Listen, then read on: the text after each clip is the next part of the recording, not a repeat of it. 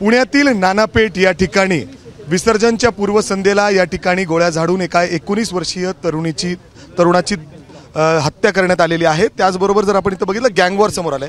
Sir हा एक आता टेन्स वातावरण आहे, कारण विसर्जनची मिरवणूक त्या ठिकाणी आहे, पोलीस त्या ठिकाणी पूर्ण लक्ष देऊन होते आणि त्यात गँगवॉर या ठिकाणी होतो। ही जी घटना आहे या घटनेमध्ये जी प्राथमिक माहिती आम्हाला प्राप्त झालेली आहे सगळी एकंदरीत जे दिसते आता गेल्या 1-1.5-2 तासामध्येच या सगळ्या गोष्टींचा उलगडा झाला आहे। त्यामध्ये मयत जो आहे आयुष गणेश कोमकर हा मुलगा असं दिसतंय की क्लासवरनं आल्यानंतर इथं पोहोचल्यानंतर बेसमेंटमध्ये त्याच्यावरती फायरिंग केल्या अज्ञात 2 इसमांनी आणि त्यानंतर ते पळून गेलेले आहेत। या मुलाचे वडील हे आधीच्या एका गुन्ह्यामध्ये मर्डरच्या गुन्ह्यामध्ये आरोपी आहेत आणि ज्या व्यक्तीचा मर्डर झाला होता तो व्यक्ती या मयत मुलाचा मामा आहे, म्हणजे वनराज अंदेकर हे तेव्हाच्या 1 वर्षापूर्वीच्या मयताचं नाव आहे आणि त्याचा हा भाचा आहे।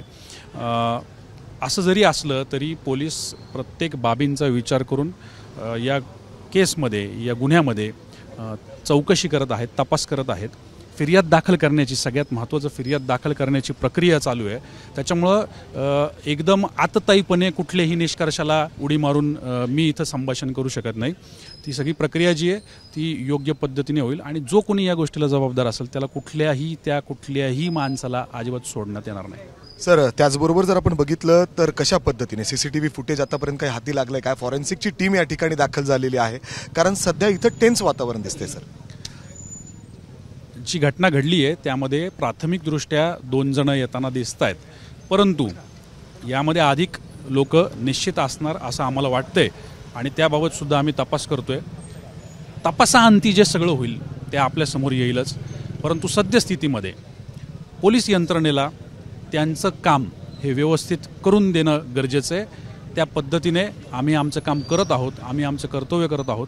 त्याच्यामुळं तुम्हाला सगळ्यांना विनंती आहे, कुठल्याही प्रकारच्या अफवा पसरू नका, कुठल्याही प्रकारच्या चुकीच्या गोष्टींच्या चर्चा करू नका, हे मला तुम्हाला सगळ्यांना सांग। सर वनराज अंदेकर या मुलाचा सक्का मामा होता, ज्याची हत्या गेल्या वर्षी अगदी 1 सप्टेंबरला करण्यात आलेली होती आणि तेव्हापासून हे प्रयत्न सुरू होते, कारण 4-5 दिवसापूर्वी आपण भारतीय विद्यापीठ पोलीस स्टेशनच्या हद्दीत यांच्याच वनराज टोळीच्या म्हणजे या अंदेकर टोळीतल्या एका सदस्याला आपण ताब्यात घेतलंय, अटक देखील केली होती। तेव्हापासून आपल्याला या सगळ्या संदर्भात माहिती होती।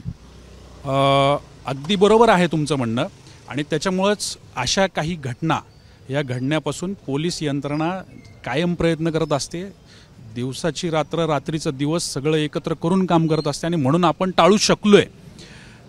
तसं जरी असलं तरी सुद्धा ही घटना जी घडली ना याच्यामध्ये त्या मयत व्यक्तीला न्याय देणं हे आमचं काम आहे आणि ते आम्ही पार पाडणार। सर शेवटचा प्रश्न विचारतो, दोन्ही या मयत मुलाचे 19 वर्षाचा जो आयुष आहे त्याचे दोन्ही आई वडील सध्या जेलमध्ये आहेत, शिक्षा भोगतायत वनराज अंदेकर या प्रकरणामध्ये, याच्या मागे अजून म्हणजे सर काय नेमकं असं झालं की ह्याचा काही रोल आहे का त्या हत्यामध्ये? ती वाच्यता करणं आता योग्य ठरणार नाही, तपासू द्या आणि त्याच्यानंतर बोलू द्या। निश्चित भाचा मामा आई वडील सगळी नाती जरी असली तरी सुद्धा गुन्हा हा गुन्हा असतो आणि आम्हाला गुन्ह्याच्या पद्धतीनेच बघायला लागतो। त्याला किती गोळ्या लागलेल्या आहेत सर? आत्ता त्याच्याबद्दल काही भाष्य करता येणार नाही, कारण PM इन्क्वेस्ट या सगळ्या गोष्टी व्हायच्या। शेवटचा इथं टेन्स वातावरण आहे, उद्या गणेश विसर्जनचं पूर्ण या ठिकाणी मोठं आयोजन आहे, पोलिसांवर मोठा भार आहे, पुण्यामध्ये बाहेरून देखील मोठ्या प्रमाणात लोक येत असतात गणेश विसर्जनासाठी। कशा पद्धतीने स्मूथली हे सगळं होईल याच्यासाठी खात्री देत आहेत पोलीस त्यांचं काम चोखपणे पार पाडणार आहेत, पार पाडत आलेत आणि आताही पार पाडणार। हा जो विषय आहे, हा जो गुन्हा आहे, हा कुठल्याही चौकटीमध्ये कोणालाही माफ करण्यासारखा नाही। लोकांनी आम्हाला साथ द्यायची आहे, कुठल्याही प्रकारच्या अफवा पसरवायच्या नाही आहेत, चुकीची माहिती इकडं तिकडं पसरवायची नाही आहे, हे सगळ्यात महत्त्वाचं आहे आणि आम्ही आमचं काम निश्चितपणे पार पाडणार। इथून मागेही आम्ही पार पाडलेले आणि आताही पार पाडणार। सर या सगळ्या गँगवॉर म्हणजे गँगस्टर जे आहेत सध्या गुन्हेगार, या सगळ्यांना कडक शब्दात तुम्ही काय सांगणार आहात, काय संदेश द्यायचा आहे? कारण ज्या पद्धतीने सध्या पुण्यामध्ये पुन्हा एकदा टोळी युद्ध हे डोकं वर काढताना दिसते। चुकीला माफी नाही, चुकीला माफी नाही। प्रत्येक गोष्ट करण्यापूर्वी 100 वेळा विचार करा। अगदी चुकीला माफी नाही आणि कुठलीही गोष्ट करण्यापूर्वी 100दा विचार करा आणि त्याच दृष्टीने आता पुणे पोलीस या ठिकाणी तपास करताना दिसत आहेत. क्राईम ब्रांचचे हे DCP होते, या ठिकाणी त्यांनी जी माहिती दिलेली आहे 2 जण होते, त्यांनी ह्या ठिकाणी फायर केलेलं आहे आणि जो मुलगा आहे आयुष 19 वर्षाचा आहे, तो क्लासवरून परत घरी आलेला होता. अर्थात गणेश उत्सवाचं हा पूर्ण वातावरण आहे, अगदी तो एका गणेश मंडळाचा कार्यकर्ता सुद्धा आहे आणि गाडीमध्ये पार्किंगमध्ये गाडी पार्क करताना मागून त्याच्यावर फायरिंग या ठिकाणी करण्यात आलेला आहे. 2 गोळ्या त्याला लागलेत अशी प्राथमिक माहिती आहे. यामध्ये त्याचा या ठिकाणी दुर्दैवी मृत्यू झालेला आहे.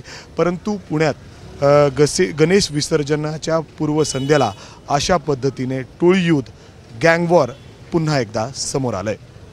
कॅमेरामॅन अमोल गवाळेसह मी मिकी घई, ABP माझा पुणे. ABP माझा, उघडा डोळे बघा नीट.